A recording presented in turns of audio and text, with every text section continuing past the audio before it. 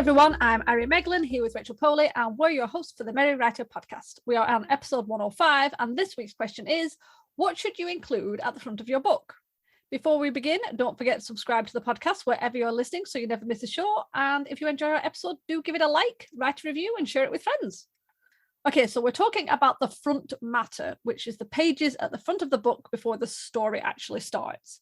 So let's cover the most important one, and that is the copyright notice. So this should always be in a book, and it should be at the front. I think there's usually a cover page first, like a title page for the novel, and then you'll have the copyright page. So first of all, you'll actually have to have the word copyright and then that little symbol with the C inside a circle, then the year that's being published and your name. If you're using a pen name, use that name. If you actually copyright your work with a copywriting office, do know that you need to copyright with both names, your real name and your pen name.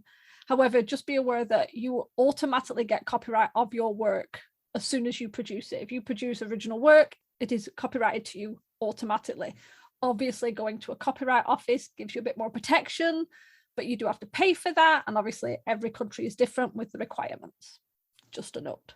Okay, after that, you need your rights reserved notice. You've probably seen that in books where it's like all rights reserved. No part of this publication may be reproduced, distributed, transmitted in any form, blah, blah, blah, blah, blah. Now, you can just put all rights reserved, or you can put a larger section.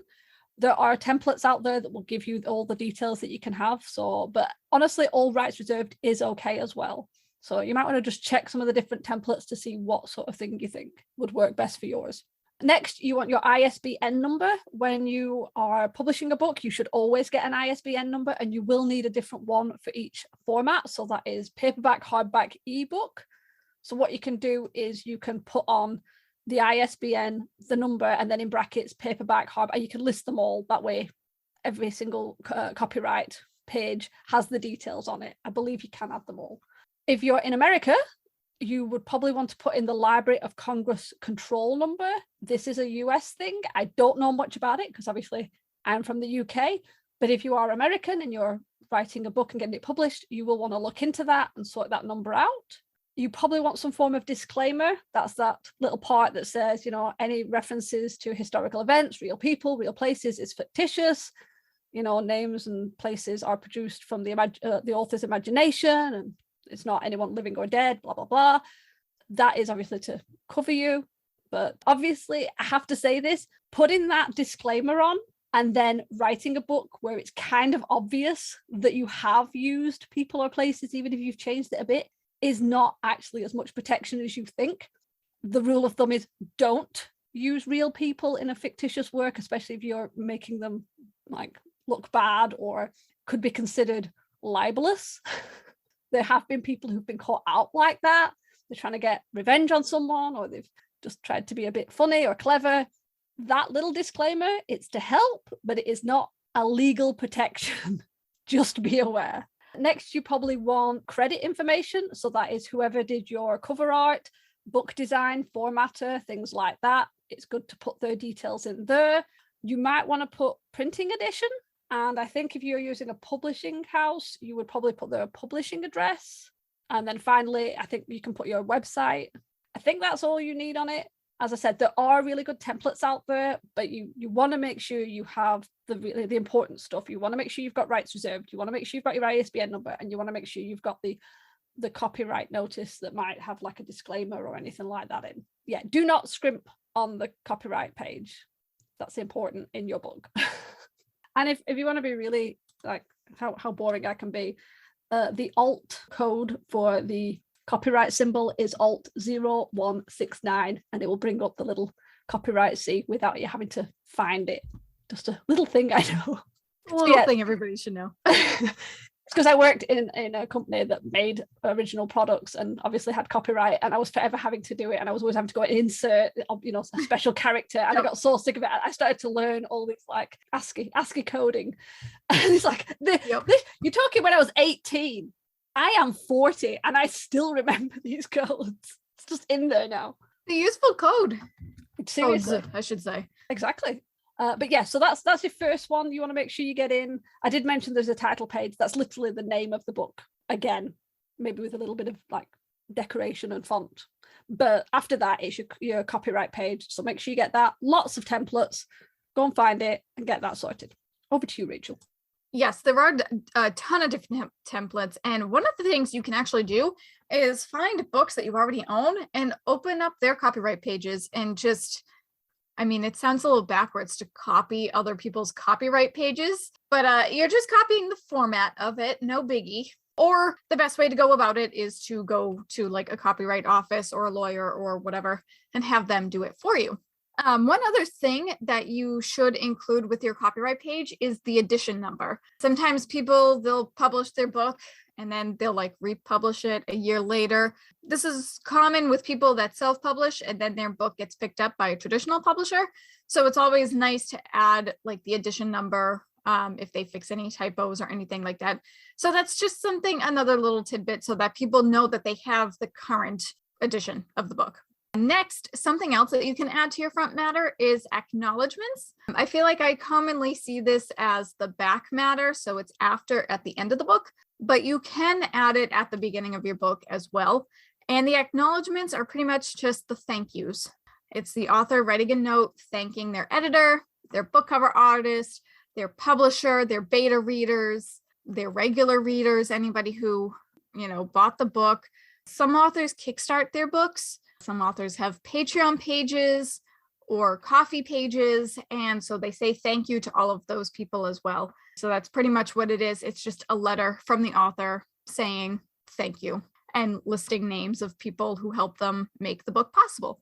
I have to admit, most of the books I read, it was always at the beginning. And then I think I read a few YAs and I noticed they were starting to put them in the back. Now, I don't know if that's a trend or whether I don't know. I don't know if it was a trend or whether it's just something like people prefer to put it at the back. I actually like it at the front myself because I found I actually read the acknowledgements of a book if it was at the front. If I got to the end, unless there was like an epilogue, I never went past the end of the story and I never really cared to read the acknowledgements. But I did like reading them at the beginning. I like to find out who the author was thanking and all the people who helped make the book possible. I am one of those people. I will read it, but only if it's at the front of the book. So if you're writing a book and you want me to read it, put that acknowledgements at the front and I will read it. I actually only read the acknowledgements if I really, really enjoyed the book. So you'd want it at the end. Yeah. Otherwise I skip right over it. I see. So that's it. It's like, do you want someone to read the acknowledgements? Depends on who it is. So there's no right or wrong place to put it then, if it's front or back. No. Because it's funny, I typically see them at the end of the book. So you said that you mostly see them at the front. Yeah. Maybe that's another difference between the US and the UK. It could be, yeah. Or it could be like older books, like compared to newer books. I feel like it's been such a long time since I actually read anything and noticed where it was. But I do remember at the beginning I would see acknowledgements. I think if you have a long acknowledgement, like several pages, put it at the back.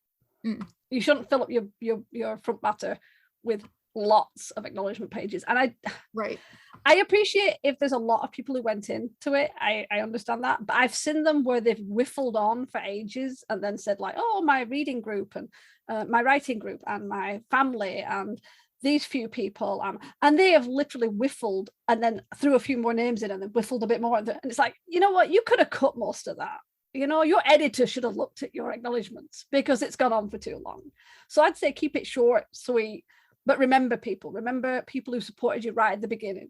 It doesn't have to be someone straight away like beta reading your stuff. It could literally be some cheerleader you've had going, yeah, we think you're going to be great. That's it. I think one thing with acknowledgements, I think you should always be making notes of who's been helping you throughout. I would be careful of listing like every name. Like I'm fine if you say like beta readers or writing group, only because all it takes is you to miss one person's name off.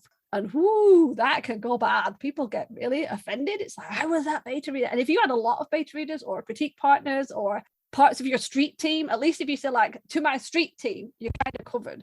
But if you start listing your 20 street team members and you miss one, that's not going to go well. And people who feel like ignored or missed off can be quite vocal about it. So yeah, just a thought. That's an excellent point. Yeah, gotta be careful of that. Yeah, especially I know like it's a popular like Patreon reward for people to be like, your name will be listed under the acknowledgements in my book when it's published. And depending on how many patrons you have, as Ari said, keep it short and sweet. That could really make it long. Yeah, that's it. It's like, I think it's nice having someone's name there, but it's a bit too excessive, especially if you're like, you say like 20 or 30 patrons and they're like, oh, writing them all out. It's like, no, that's not, I don't actually think that's a very good reward to give on Patreon, unless it's like a really high tier and where you're only going to get a few people, maybe. Right. Yeah. Although people love it though. It works. True. People love seeing their name written in somebody else's book, you know. People are weird. They like to see their name in someone else's book unless you write them in and then kill them off, or Right. Yeah. But we've talked about that. Don't do that don't go using real people. Yep. Obviously real people, unless it's a Patreon reward. Yes. Because that's also a reward. Some people are like, if you pledge this amount of money, I will name a character out after you. Yeah. And people love that as well. So who knows? I have seen that. If you don't have a Patreon or a coffee page or anything like that, then this clearly doesn't apply to you. I do. I was reading the series, and one of the things I noticed was when I read the acknowledgements, which I'm sure were in the front, they had like a writing group where obviously they would read their stories to each other and get feedback. And as I was reading the series, I noticed a lot of the like background characters who were mentioned, who would have little, very small roles, all had names from them. So the author used their writing group and plopped their names in for the background characters that went through the whole series. And it was really nice, because obviously there was only like 4 or 5. But I thought it wasn't like the full name, it was like the first name or maybe just their last name. But it was a really nice little, like a nod to like, thank you for helping me. I thought that was it's a nice tribute. Yeah, definitely.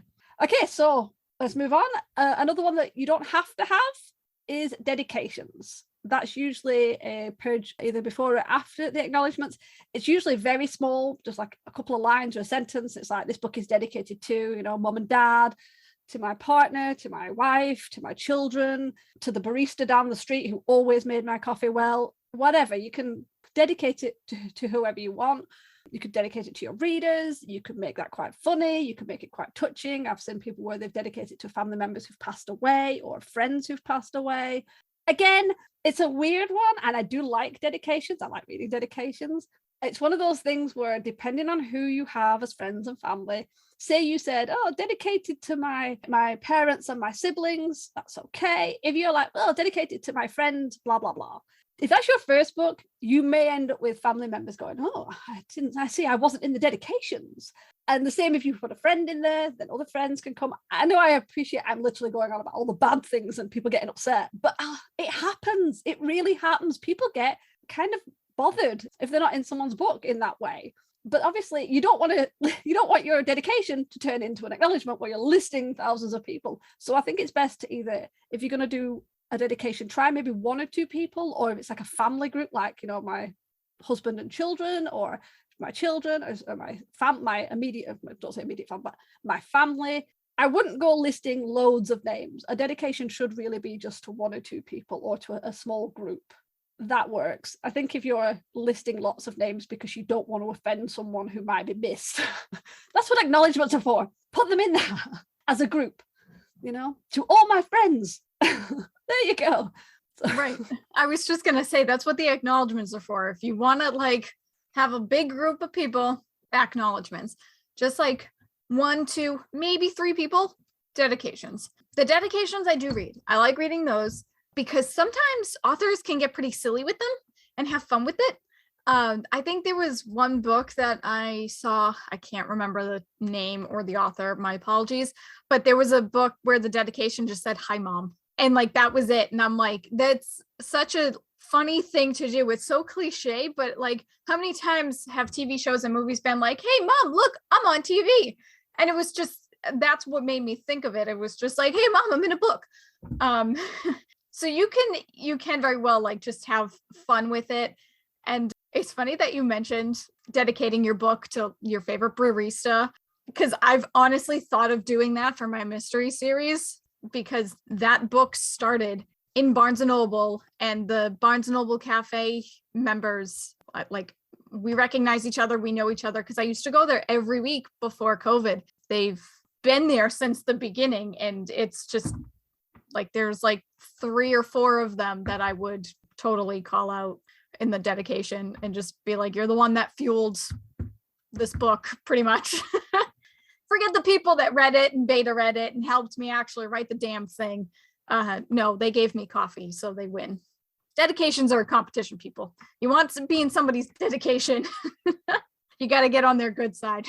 Or get on their bad side. Because I think I saw, I didn't see it in the book itself. I think someone mentioned it on like a blog where it was something like dedicated to my 3rd grade English teacher who said I'd never make a good writer. Things like that. So Yes. it's like, so it's either be really good or really bad, and you might be someone's dedication. Mm-hmm.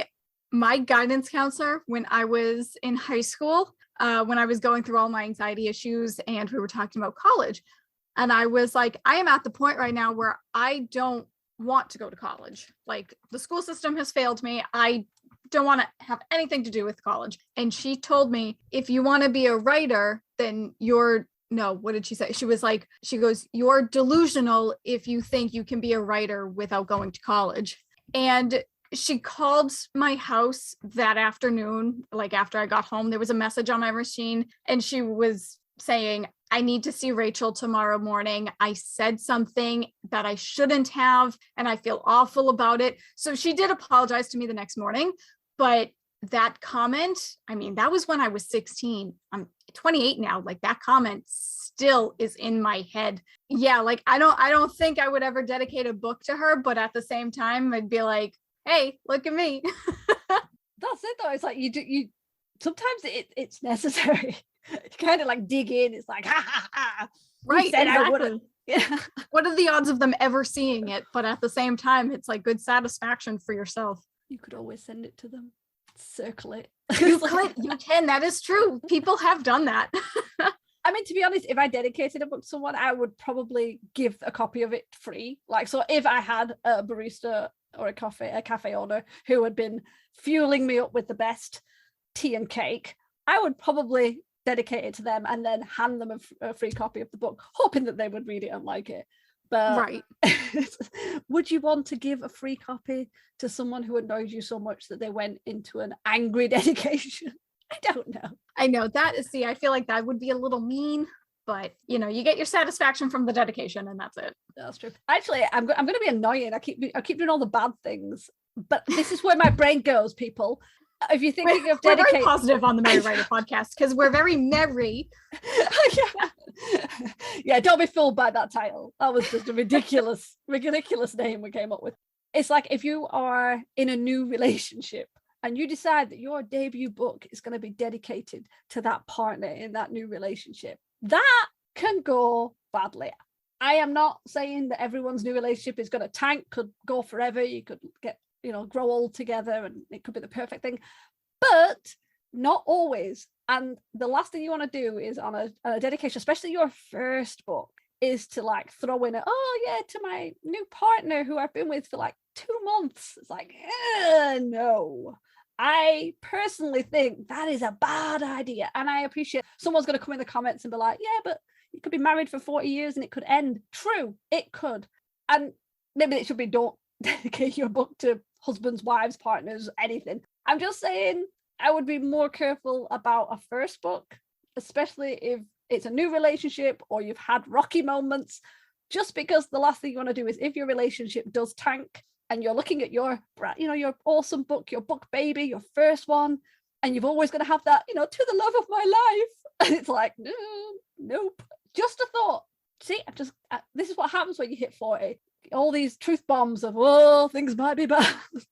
It's actually, again, it's funny that you say this because my ex, we still talked for a little bit after we had broken up, and he was a huge support of my writing up until we broke up. So when I self-published my first book, like a few weeks later, I was talking to him about it and he went, oh yeah, I forgot you did that thing. And I'm like, I've only been slaving over this for years. And like, this is me trying to create a career out of it. And you're like, I forgot you did that thing. So speaking of being like petty and stuff, just next dedication. Yes, I did the thing.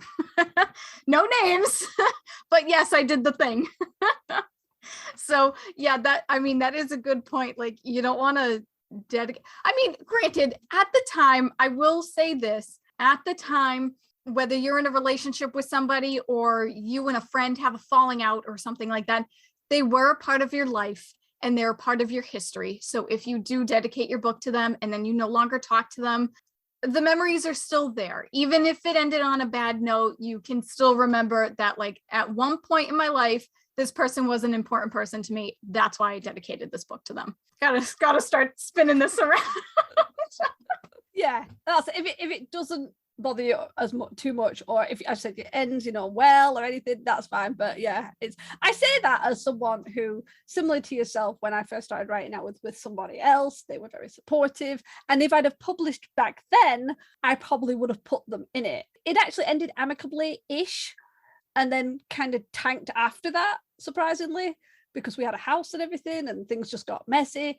So I think by now it would be like, I would have been pissed if I'd have done that. So I'm glad I didn't. But this is me saying that, knowing that my dedication in my book that will eventually be coming out will be to my partner. So we just make our own rules up. But yeah, I mean, we've been together a very long time, so I feel comfortable doing that. But yeah, as I said, early relationship, maybe don't do that. Yeah, you just got to use your best judgment, long story short, as we've gone on and on about dedications. So you know what, I'm gonna take the wheel away from dedications and I'm gonna talk about maps. Depending on what genre you write in, maps are a very good thing to include in your front matter. For example, like if you write fantasy and you've built this brand new, beautiful, elaborate world that no one has ever heard of before, no one's ever seen before, especially like if it's a debut story, then having a map is certainly helpful. Like if your characters are traveling a lot, it's great to see at the beginning, so that way the readers can tell, okay, this is like this huge world that I'm about to get myself into. It's a nice incentive for them to start reading the book. It gives them a more visual idea of what the world actually looks like and where the characters will be going. And it's just pretty.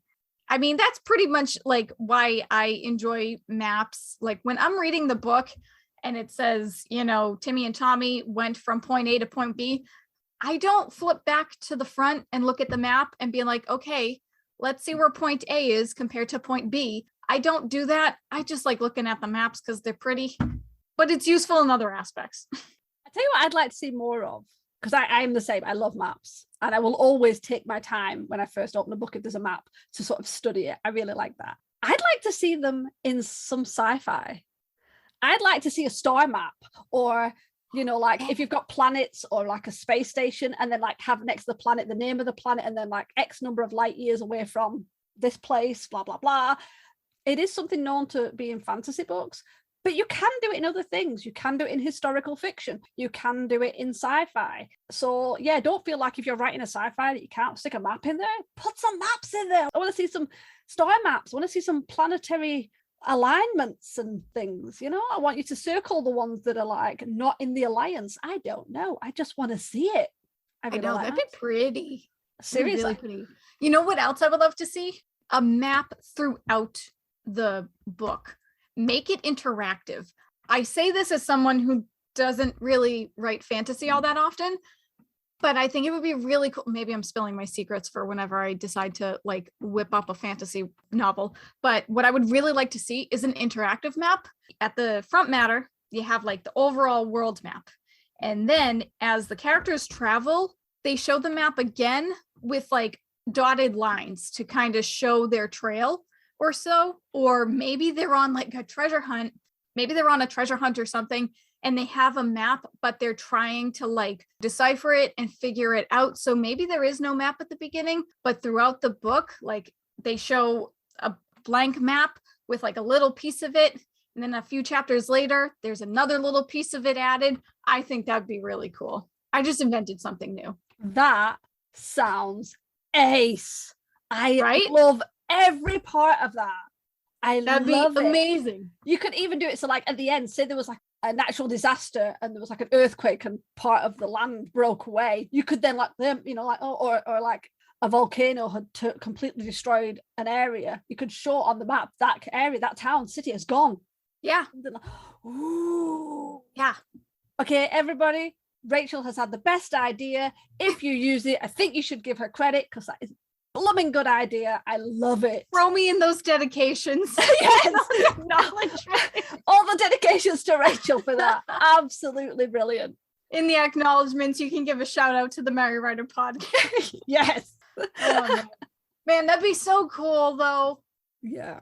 That would be. That would, honestly, I would love that. Like every few chapters have like a page just before the chapter of the new map.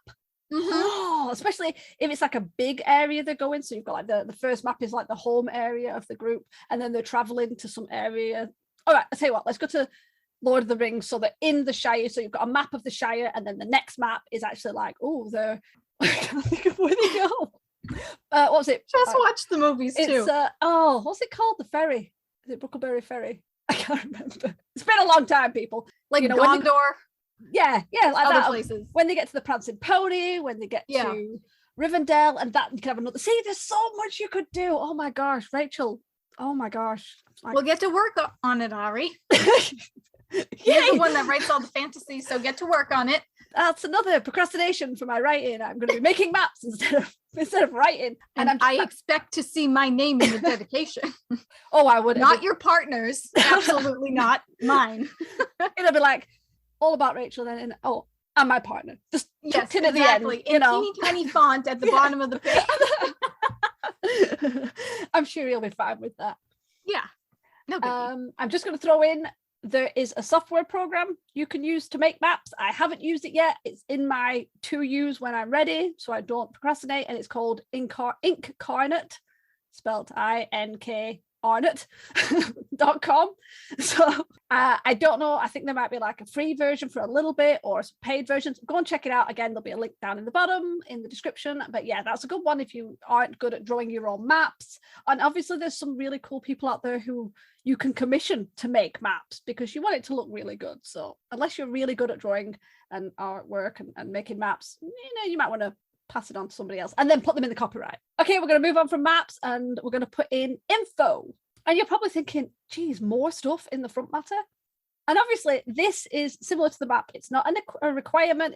It's just something you can add if you want to, and if it adds to the book. Again, this is something I like. I have read books, or some of them I've started to read and then the book itself was too much, where they've had information at the front. Now, one of the ones I always remember is Kushal's Dart by Jacqueline Carey. I apologize if I am butchering any of that. She writes very high fantasy. It was very intense. I couldn't actually finish it because it was overwhelming with the names and the people. And despite the fact she did have at the front of her book the hierarchies and all the different people and the lands and everything, and it did help. It was still a bit too much for me, maybe because of when I was reading it, I just didn't have the brain focus for it. But I did find when I was reading it to be able to go back and figure out like who's connected to whom and in what land or court or whatever, it did help. And I've seen it with other things where it's land masses or it's royal hierarchies, or maybe it's some sort of magical system. So like if you've got a group of mages, it'll say like who's the mage and who's the wizard and who's the sorcerer, and it'll break it down. So certain information where you're not having to massively info dump in the story, but you can kind of thread information in and you've got this reference at the front, can be quite useful. Info can also be pronunciation guides. And again, I've seen that at the back. I prefer them at the front because I have not known they were at the back, gone all the way through the book, only to find out that in my head, I've been pronouncing the names wrong, and that's now they have to stick because I didn't know they had a pronunciation guide. So put it in the front so people could tell how you're pronouncing things. But yes, that's the sort of thing you can put. Information about characters or lands. This is not for character profiles. It might just be like a family tree. It might be a hierarchy. It might be pronunciation guide. It might be information about the land. It might be some sort of like, talking about a cataclysm or whatever. There are different books that have it. It's not necessary, but if you think it might help, or you think it might kind of add a little bit more to your book or make it easier when people are reading through the many characters, if you have quite a lot, try it and have a see if it works for you. I agree. I think those things should be in the front matter rather than the back, because then, yeah, you go through the entire book and you realize that you've been pronouncing everything wrong. And something else that I would love to see in the front when it comes to information is a glossary. I know glossaries are often found in back of the books because of like textbooks and things like that. And I have seen glossaries in like regular novels in the back of the book, but sometimes having the glossary in the front is also helpful, because then that way when you come across a word that you don't know, especially if it's made up, you're not jarred out of the story. You can say, oh, I recognize that word. I know it means something. Let me go back and check on what it means real quick. Or maybe you'll just already remember it if you have a good memory. One book that I really like, I've talked about this before, the Warriors series by Erin Hunter. It's a middle grade series about cats. And they have the hierarchies and a list of characters in the beginning of their books because the cats live in different clans. And each clan has a leader, a deputy, a medicine cat, warriors, queens, and apprentices, elders, and so on. So they list the cats' names, like this is the leader of River Clan, this is the deputy of River Clan, and so on and so forth. And all like the side characters that they meet, whether they're strays that live in the forest that aren't part of a clan, or they're kitty pets, which are domesticated cats that live with humans. They just list everybody so that way you know who's who when you're actually reading about the characters. So I like having that and seeing where everybody is and how everything works. And it's just helpful in general. And I think it also helps with info dumping as well, because I feel like that's something that authors have trouble with. It's very easy to info dump, especially if you're just creating something new and your readers don't know anything about it. At least if you have a map or this kind of information in the beginning of your book, you can say, okay, let's just get all this out of the way. Here are all the characters and their roles. So that way, when the character's introduced, you already know a little bit about them. That's it. I have seen this become an issue. I can't remember, it was ages ago. I saw something similar about putting info at the front and people were complaining that it's like, oh, well, if you have to do that, then you're not writing well. And it's like, to you people, it can help different people. Some people need that reference. Some people like that reference. Some people, it helps them, as you said, to stop info dumping. Now, think about it. Say you had, I'm always going to go with royals. Say you have a royal family and you've got caste within that system, and you've got hierarchies, and you've got servants, and you've got several different royal families because they're maybe at war, or maybe maybe there's like alliances being made. So you're trying to work out who's connected to whom, how it's all working, having it broken down rather than trying to explain, the Archduke of this land is marrying the first princess, the crown princess of this land with this information, these titles. It can help. I know there's always going to be someone out there who's like, I don't think you need to do that. Well, congratulations, you don't need to do that with your book. And if you don't like that, don't read them. Don't read books with those in if it really bothers you. But I don't think it should be this kind of like, oh, I don't think you should need that. You should be able to write everything in your book and not have that. Well, honestly, if you're writing, especially if you're writing like a high fantasy, it can be helpful. And I would rather put it in there to help some readers, even if not all readers need it, than not put it in if I think it's going to be useful. So that's just I'm again with the negative, like someone's going to say something, just going to say it. But it's a good point, though, especially because the whole reason we write, like we should write for ourselves. Let me say that. But if you're going to publish your books, you want to cater it to the readers. You want to make something that readers want to read. And if you add that information in the beginning, sure, a reader can skip right over it if they feel like it. That's totally fine. But every reader is different. Some people read fast. Some people read slow. Some people comprehend what they read well. Others don't. So having that information at the beginning can be more accessible to a wider audience.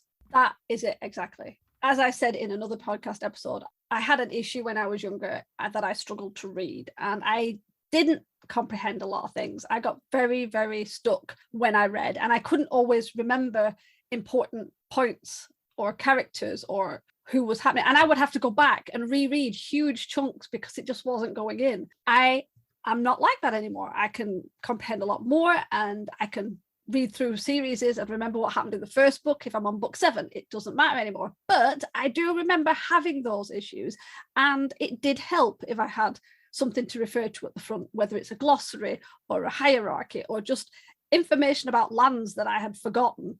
It was nice to have that. So yeah, it is, as you said, we should write for ourselves. And I am writing for the young me who struggled. And I think it should be accessible like that. So yeah, it's nice to think of other people and to realize, as you said, not everyone comprehends the same way. Not everyone remembers the same. And it just, like I said, I started to read that Kushal's Dart, and it's one of very few books that I don't finish. And it was a good book, mostly. It was a little heavy and dry in some of the places, but it was mainly the bogged down with the names and everything. And I just obviously didn't have the brain capacity for it. Whereas I know other people have read through it and it's really easy, but it definitely helped having that information at the front. So yeah, stick it in if you think it's going to help. Yeah, because I mean, the bottom line is you can lead a horse to water, but you can't make it drink. So add it in. And if readers want to read it, they'll read it. If not, they can just skip over it. No biggie. With that said, I will go on to our final point. Don't worry, guys. Final point. We're almost through this. I think this will be a quick point because we just recently talked about trigger warnings in episode 101, which released at the beginning of March. So if you haven't listened to that, go ahead, go back and listen to it. But trigger warnings is something else that we feel should be in the front matter. In our trigger warning episode, we did mention that we've seen authors write it in at the beginning of a chapter, depending on if something happens in that specific chapter. But it is nice to have trigger warnings at the beginning in the front matter, so that way if somebody's browsing their local bookstore or the library and they just happen to thumb through some of the pages and they see it right at the beginning and they know it's going to bother them, they can put it back and no harm done. That's really all I got to say about that because we already talked about it. As Rachel said, this has been a very long episode. But I think we covered some great things, and we, made people feel sad about the fact that, your relationship might end. So don't put the dedication to someone. I mean, really, you guys like us rambling on and on anyway, right? That's why you listen to us. We're still going up in our subscription numbers, so it feels like yes. Well, don't stop now, people. Okay, let's do a quick recap. Things to include at the front matter. Copyright notice, very important. That's the one you make sure is definitely in the book. Acknowledgements, dedications, map, if it works for your story. Any info that you think might help the reader, and obviously trigger warnings, which we have mentioned in another episode, so go and listen to that.